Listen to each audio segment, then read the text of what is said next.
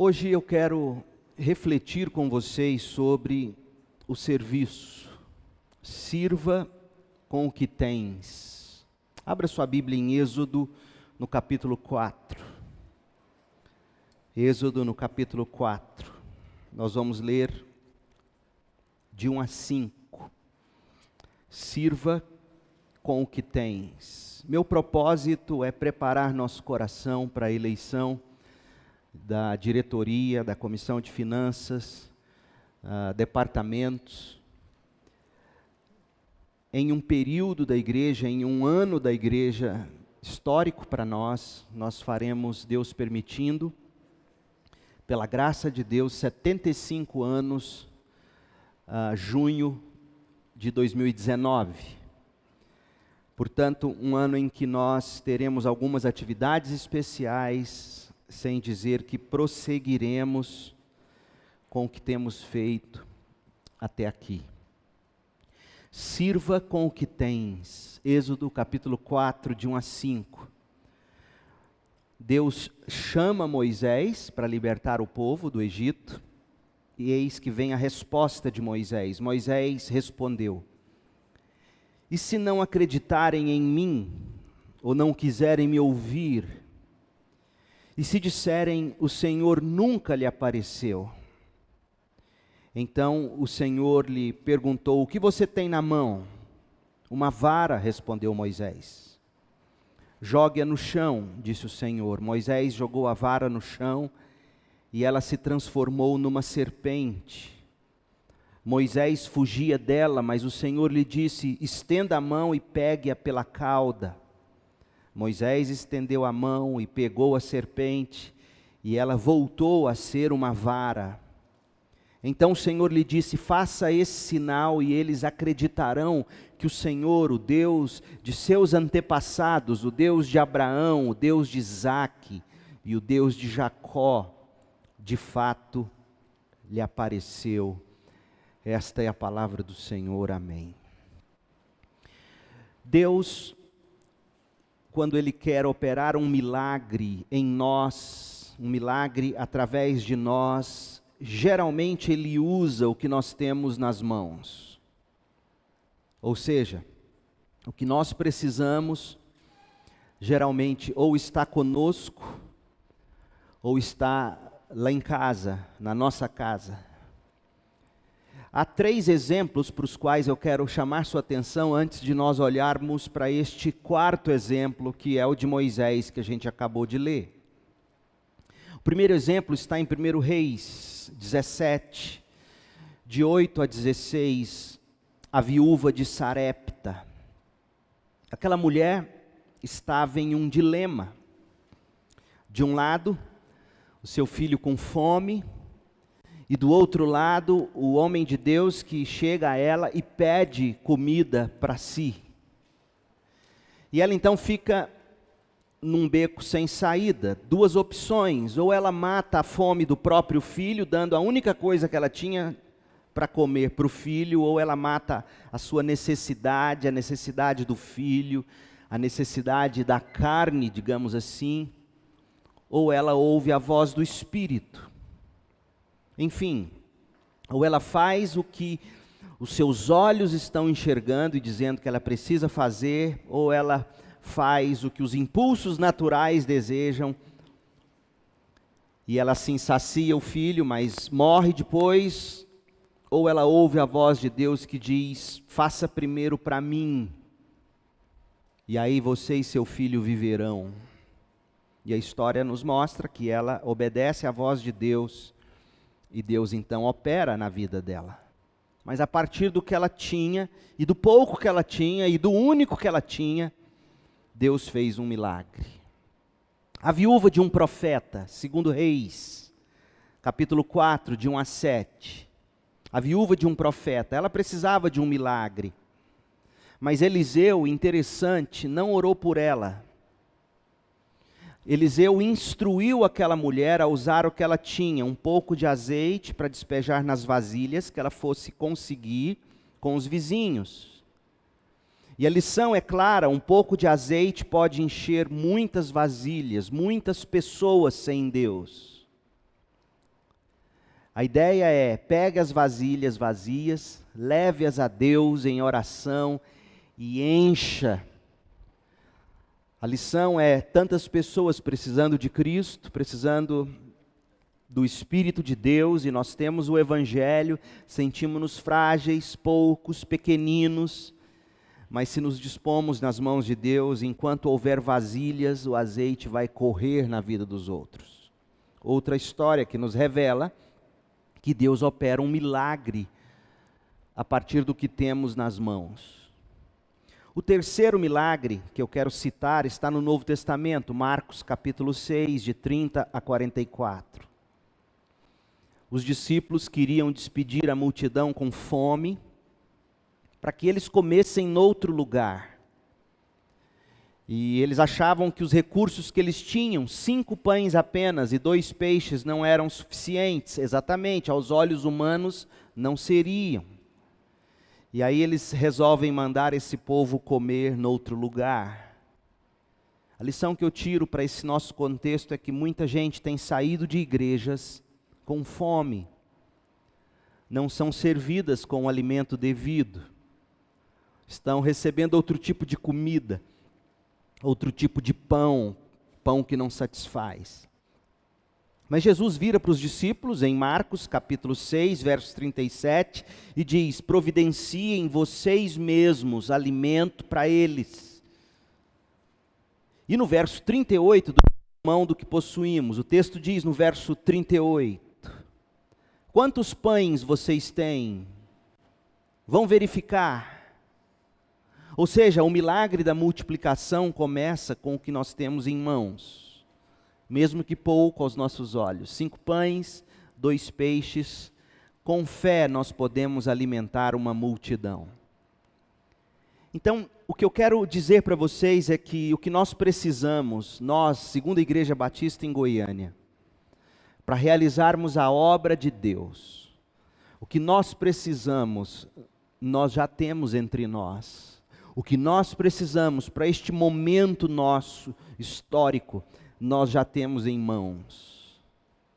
E Deus fará milagres a partir do que nós temos em mãos. Essa é a ideia que eu quero repartir com vocês.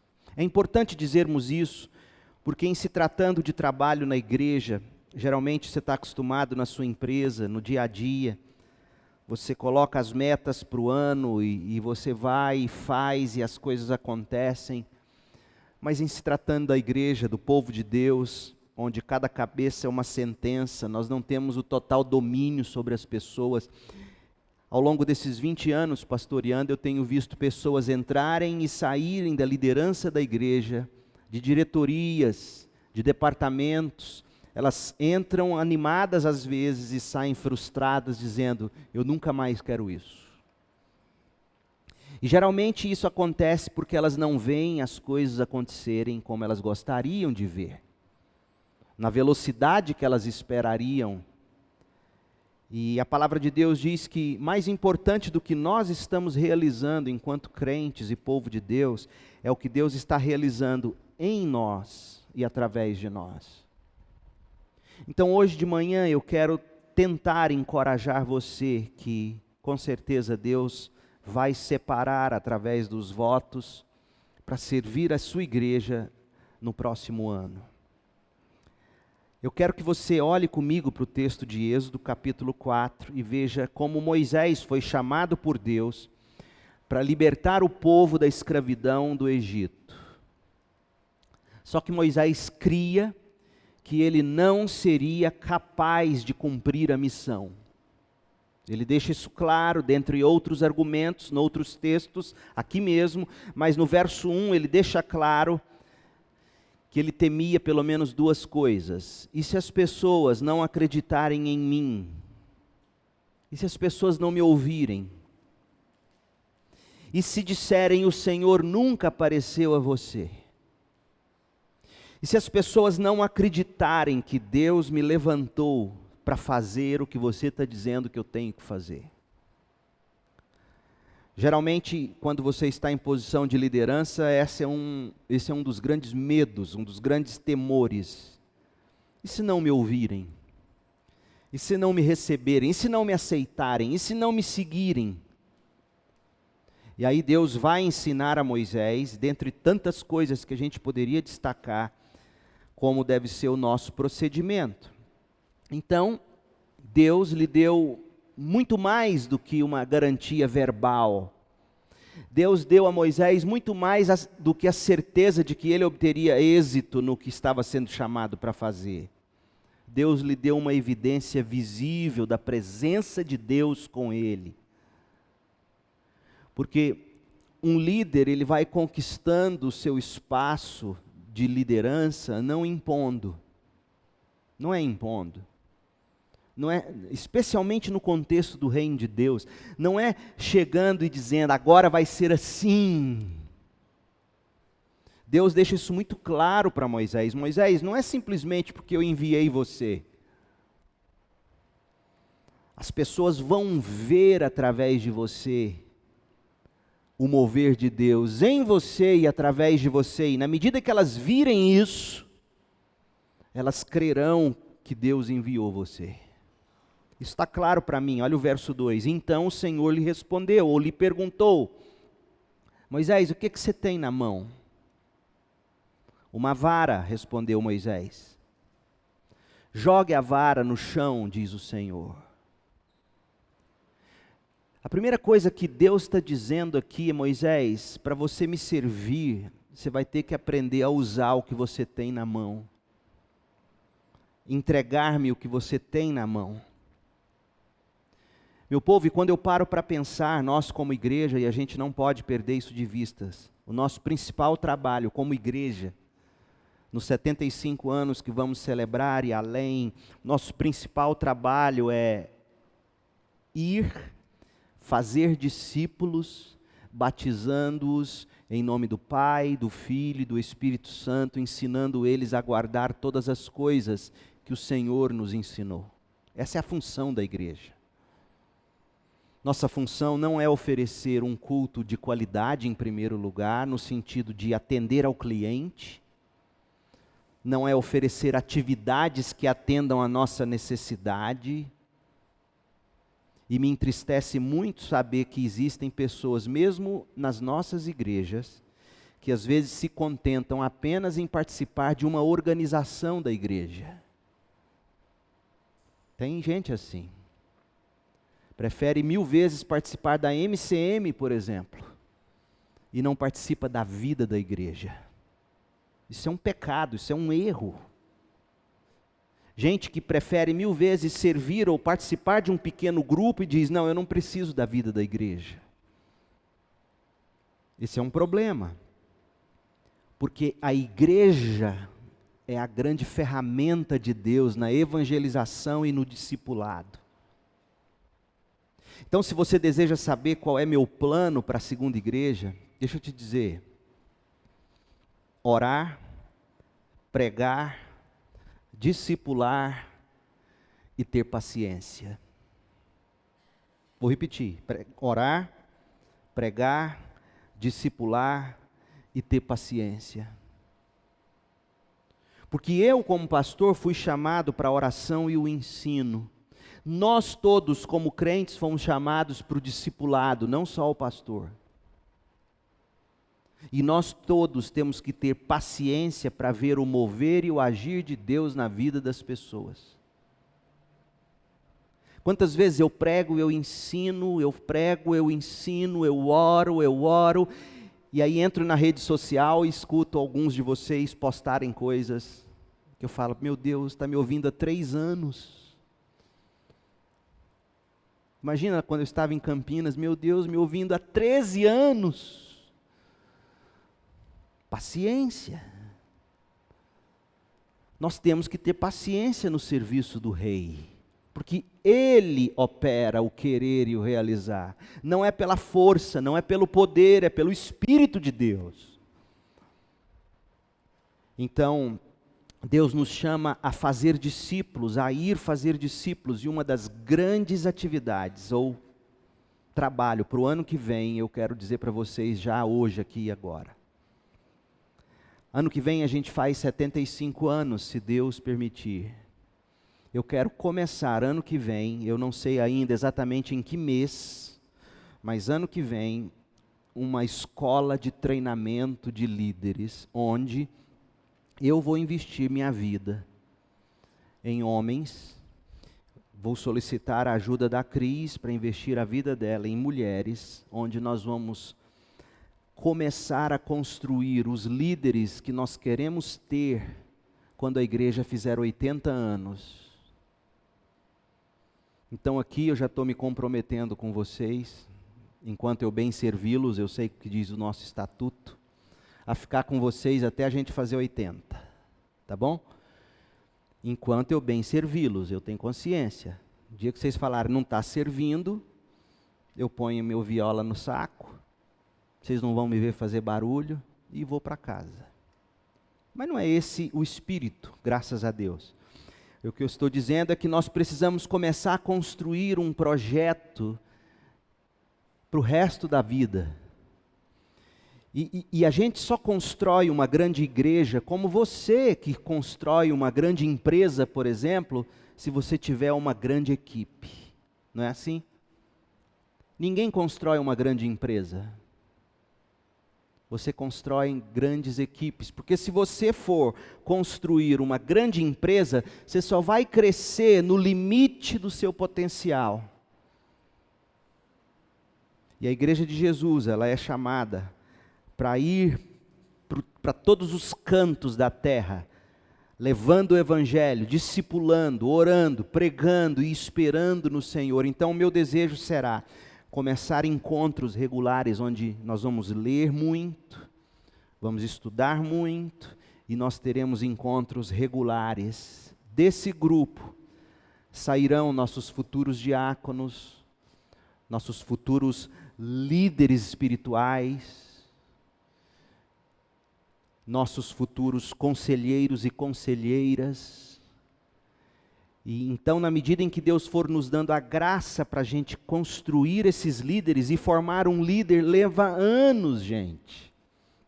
Porque não é só ele frequentar uma classe, um ano, um curso. Leva anos para se formar um caráter, um conhecimento fundamentado nas Escrituras que produza caráter, que produza gente que viva o Evangelho. E a gente sabe que hoje em dia não tem sido bem assim. Então esse é um dos meus grandes sonhos para o ano que vem. E eu já tenho uma lista com o nome de vários de vocês. E eu já estou orando por vocês. Já tem pelo menos 2 meses que eu tenho orado por esses nomes. E nós vamos sim buscar fazer isso. Então, o que eu quero tentar mostrar para vocês aqui a partir desse texto, e a gente faz a eleição em seguida. Como é que eu e você podemos servir a Deus, tendo em mãos o que nós já temos, o que nós somos? Então olha comigo para o texto. Deus pede 3 coisas para Moisés aqui em Êxodo 4. A primeira coisa que ele pede, ele diz: Moisés, jogue o cajado no chão. Segunda coisa que ele pede: Moisés, agora observe o cajado. E a terceira coisa que ele diz, pegue o cajado agora. Só que não era bem o cajado. Era a serpente na qual o cajado havia se transformado. Primeira lição, quando Deus vira para Moisés e diz assim: Moisés, jogue o seu cajado no chão. O que você tem na mão? É interessante a pergunta de Deus, porque Deus simplesmente poderia ter dito assim: Moisés, joga seu cajado no chão. Mas por que a pergunta? Porque Deus quer fazer Moisés enxergar o que ele tem, o que ele é. Aquilo que é tão já normal para ele trazer à mão, que ele já nem considera aquilo como algo que Deus pode usar para ele fazer uma grande obra. Aquilo que ele considera tão já mundano, corriqueiro, Deus fala: olha o que você tem na mão. Você tem um cajado na mão, uma vara, respondeu Moisés. Então, faz o seguinte, Aprenda a usar o que você tem na mão de uma forma que as pessoas que observam você vejam que eu estou com você, eu enviei você. E a primeira coisa que Deus pede é: pegue o que você tem na mão e jogue no chão. O que era o cajado para aquela cultura, para aquele povo? O cajado era aquilo sobre o que o pastor se apoiava para descansar enquanto observava ovelhas. É como se Deus estivesse dizendo: Moisés, para você me servir, você vai ter que aprender a jogar no chão as coisas nas quais você se escora, porque a única pessoa em quem você poderá se escorar será em mim. E as pessoas sabem quando um líder se escora em cajado ou em Deus. Não se iluda, líder. As pessoas enxergam quando a gente se escora em cajados ou em Deus. Geralmente quem escora em cajados vive de grupinhos, vive de fofocas, vive de argumentos humanos, vive de jeitinho para se escorar. Quem se escora em Deus joga no chão o cajado e diz: vou me apoiar em Deus. O cajado também servia para defesa pessoal do pastor, para matar uma serpente, para afugentar um lobo. O cajado era usado como defesa, ou a vara ou o cajado. Essa era uma maneira de se fazer. E aí Deus está dizendo: Moisés, você vai ter que aprender a jogar no chão sua justiça pessoal, suas defesas. Eu vou cuidar de você. Eu vou defender você. Eu vou defender sua reputação. Eu vou defender aquilo que você crê e propaga. Como isso é importante para um líder, saber que ele não precisa se defender. Ele joga no chão sua justiça própria, sua força, e diz: o Senhor é minha justiça. Quem levantará acusação contra os eleitos de Deus? É Deus mesmo quem os justifica. Outra coisa, o cajado servia para medir, medida. É Deus dizendo: no que diz respeito às suas medidas, eu serei sua medida. Você não precisa se preocupar com seu interesse pessoal, eu vou cuidar de você. Busque em primeiro lugar o meu reino, a minha justiça, e todas as coisas vos serão acrescentadas. O cajado servia para disciplinar a ovelha, para bater na ovelha de alguma forma, quebrar a perninha dela. Algumas estão precisando disso. Você quebra a perninha dela, porque era assim que funcionava. A ovelha saía, fugia, o pastor trazia para perto. Fugia, o pastor trazia para perto. Chegava uma hora que ele ia lá na perninha dela e punha uma tala e carregava ela no braço, até ela aprender que o lugar dela é aqui. Ó Deus, quebra algumas pernas. Não é assim? Então, Moisés está ouvindo Deus dizer: olha, você não vai precisar usar de autoritarismo para impor sua vontade. Joga esse cajado no chão. Você também não precisa se orgulhar, porque o cajado também é símbolo de autoridade. Veja que, em primeiro lugar, Deus está dizendo que as pessoas vão nos respeitar na medida em que a gente para de apoiar nos outros ou em alguma coisa e se apoia em Deus. Quando a gente para de querer punir os outros, fazer justiça com as próprias mãos, ou se vingar, se defender, medir de acordo com os nossos próprios interesses, quando a gente deixa de lado o autoritarismo, o orgulho, quando a gente joga no chão o cajado, as pessoas começam a ver o poder de Deus em nós. Segundo, uma vez que o cajado estava no chão, Deus vira para Moisés e diz: Moisés, joga no chão. Moisés jogou a vara no chão, e ela se transformou numa serpente. E Moisés fugia dela. Posso imaginar a serpente tentando chegar perto de Moisés, e Moisés amedrontado, fugindo, pulando. Deve ter sido uma cena muito engraçada, senão pavorosa para quem tem medo de cobra como eu. Mas o que Deus está dizendo é, você tem que aprender a buscar o poder de Deus para servir a Deus. Moisés, você tem que aprender a entender que só eu posso pegar um cajado morto, um pau seco, e fazê-lo se tornar em algo vivo. É isso que a gente tem que acreditar, muito mais do que nas nossas habilidades, no poder de Deus. Muito mais do que em nossos planejamentos, no poder de Deus. Observar Deus agindo, fazendo, Ele é poderoso para transformar galhos secos em algo vivo, forte, poderoso, que até nos assusta. Deus está dizendo que a gente tem que aprender a buscar o poder para servir. Em primeiro lugar, o preço de servir. Qual é o preço? Você joga o cajado no chão, joga a sua autopiedade no chão, sua necessidade de segurança, de reconhecimento, desejo de fazer justiça, e na medida em que as pessoas vão vendo isso, elas vão entendendo, esse homem é diferente, essa mulher é diferente.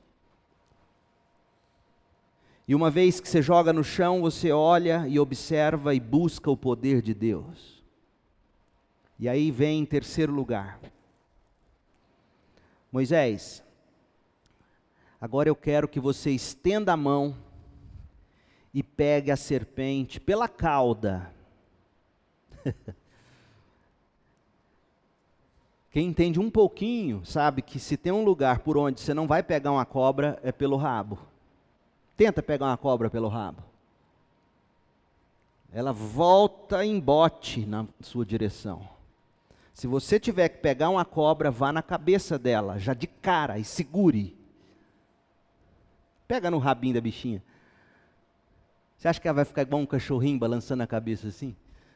O que Deus está dizendo? Moisés, você tem que estar pronto para fazer o que eu mandar. E o que eu mandar você fazer, muitas vezes vai parecer loucura para você.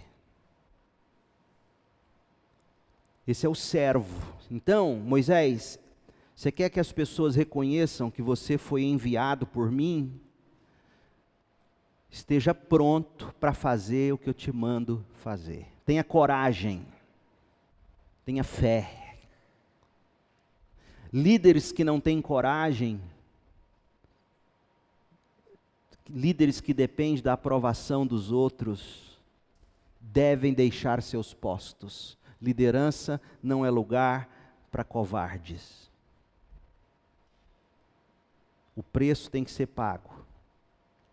Então, o que a gente aprende é que para servir a gente tem que pagar um preço, tem que jogar no chão o bordão, a gente tem que colocar os olhos no poder de Deus, tem que buscar o poder de Deus, ouvir a palavra de Deus e agir com fé. E a gente tem que ter coragem e disposição para fazer o que Deus nos manda fazer, mesmo que o que Ele nos mande fazer seja, a princípio, loucura, risco de vida. Moisés, pegue lá na cauda dessa serpente. Que isso, Deus? Pega lá.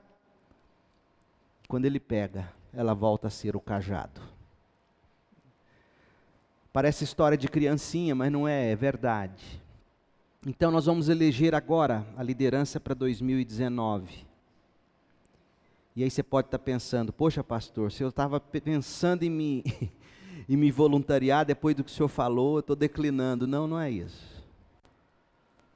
Você precisa ter conhecimento do que se requer de nós e juntos nós vamos buscar em Deus.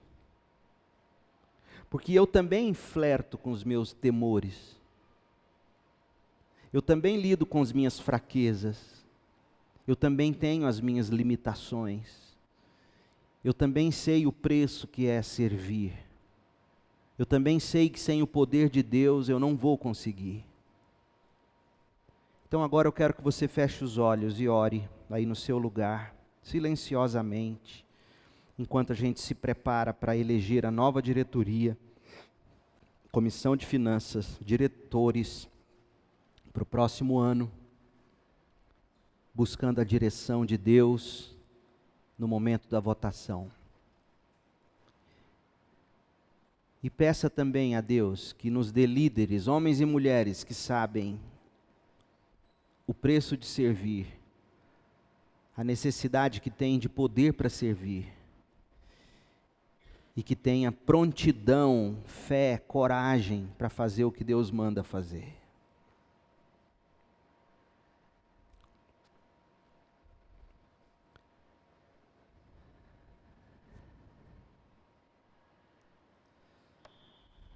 Ó Deus, em nome de Jesus, eu te agradeço pela tua palavra e peço que o Senhor nos encha com conhecimento do Senhor agora, com sabedoria, com discernimento, para que a gente possa eleger os homens e as mulheres que deverão liderar esta igreja no próximo ano.